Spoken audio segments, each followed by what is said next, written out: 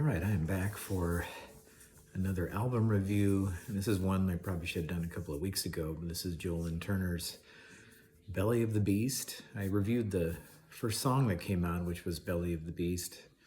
That was several weeks ago because they released that well before the album came out.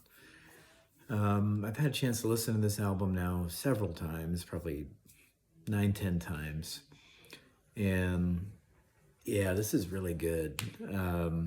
It's hard to think that Lynn Turner hasn't had a solo album since 2007. When I really stopped to think about that, it just didn't seem believable because he's always doing something. You just figure, he's had something since then, but Secondhand Life was his last one.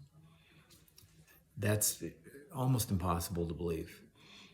I know he did Sunstorm and a bunch of other stuff, but anyway, the good news is we've got something new from him, and this is, for me, again, going to be a contender for Album of the Year, no doubt.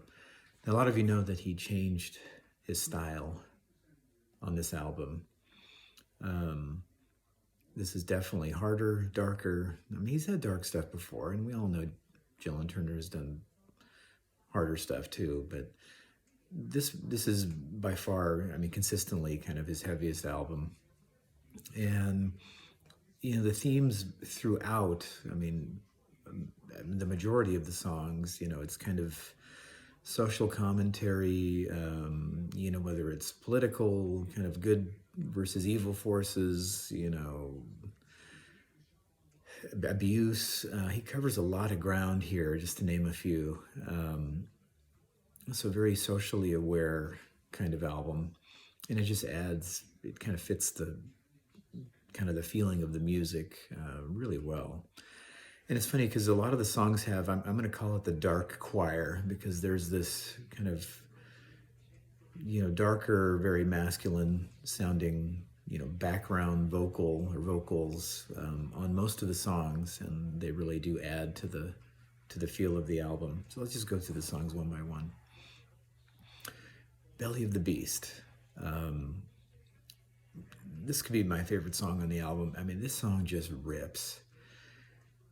I'm usually not like a harder metal kind of rock person, but this one is, kind of touching on metal or melodic metal, I would say.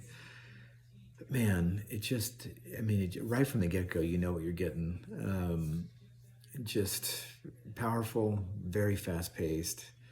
The guitar solo is, love it, best one on the album. Just a fantastic song. What a way to lead it off. Black Sun, which is another song he kind of released earlier on. A little bit, more methodical, more like, I would say Belly of the Beast, that song is the biggest departure from what he normally does. Black Sun, again, more methodical, powerful, great chorus. I'm going to say that a lot on this album because there's really not a weak spot here. Tortured Soul is the third song, and that's the one with the big video. That video is very powerful.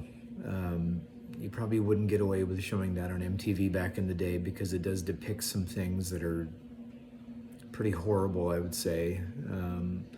Again, it gets into things like abuse, for example. So you got to watch the video along with the song. I think it adds even more. It's the verses are very kind of depressing or dysthymic, dreary. What a great song. That would be probably a big single back in the day, but you got to watch the video. It's very kind of haunting that way. And the fourth song is Rise Up, which starts with a very pleasant kind of piano introduction. It's then very fast-paced, great guitar solo, one of the better ones on the album, and I mean, all the solos are really good, but that's quite good. So another solid song. Then the fifth song, Dark Night of the Soul, to me is more kind of classic Lynn Turner. It's very melodic, very pleasant. Another nice solo on this album. But to me, and definitely, softer, slower. Definitely, Lynn Turner doing his thing. I mean, GLT at his best. So I wouldn't say that one is, bordering on, I mean, really, as far as like melodic metal, I would say maybe the first song kind of fits that category. The rest of them, there's a lot of heavy songs here, but a little closer to what he's done in the past as far as heaviness compared to the first track, I would say. Okay, the next song is Tears of Blood. This is another dark, heavy song, powerful chorus, but I love the pre-chorus. You just got to hear that part. It's got a cool guitar in the background. Some talks about Judas during that pre-chorus, and then there's kind of a change of pace. 2/3 of the way through the song, and then another ripping solo. I mean, it's just there's consistency here on this album. Then you go to Desire, which is slower paced, but again very heavy. Again, this is one where that kind of dark choir comes back at the chorus to add power to everything. And most of the choruses on this album have that kind of dark, heavy background vocal to it. Desire is one that every time I hear it, it gets even better and better and better. This one really grows on you.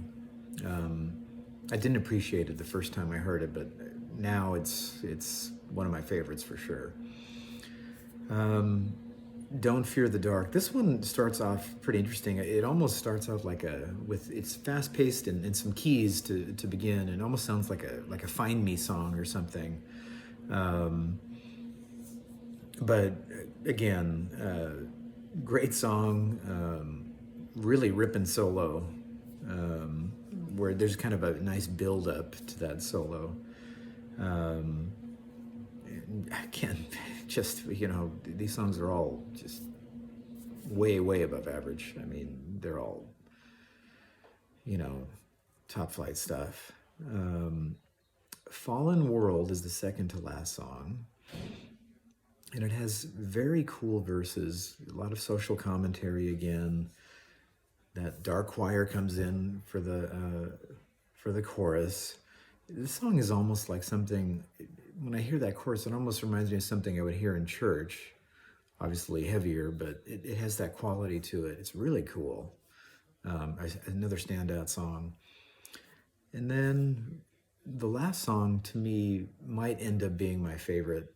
It's a great way to end the album. The song's called Requiem, and it's slower. The verses are fairly melodic. The chorus is super powerful. Again, the dark choir comes back. There's a very nice solo on this song. It's a great way. The bookends of this album are fantastic. I mean, Belly the Beast is kind of the opposite of Requiem. Belly the Beast is just, ripping all the way through. And then Requiem is just, very emotional, but slower paced. So really, all in all, this is just a fantastic album. If you like Lynn Turner, Rainbow, heavier stuff, I would definitely recommend getting this. Every time you listen to it, it gets better and better. There's more that you appreciate every time you hear it. And you can't go wrong with this one. So for me, this is another basically, 10 out of 10, and a great solo comeback for Lynn Turner. I'd be very curious to see if he keeps with this kind of darker theme moving forward, or if he he's so versatile. He can kind of do so many things and do whatever he wants. So I'm very curious to see what happens, down the road. But this is just fantastic. And watch that Tortured Soul video. It'll stick with you for a while, but a great song and a great video to accompany it to really get that message across. All right, leave comments below. Let me know what you think of the album. And I'll be back fairly soon, or at least towards the end of the year, with kind of a review of maybe my favorite albums of the year, but this one's going to be one of them. All right, take care, everyone. Till next time.